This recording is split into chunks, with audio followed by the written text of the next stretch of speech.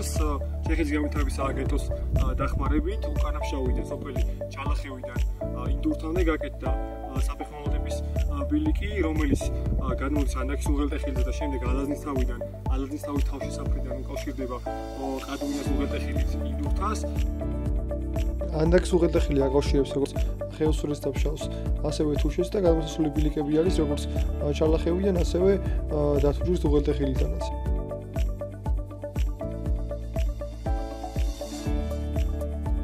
ჩალახევიდან ინდურთამდე მარშრუტის სიგრძე არის 54 კილომეტრი. მარშრუტზე შეგვხვდება როგორც საშუალო სირთულის მონაკვეთები, ასევე რთული მონაკვეთები.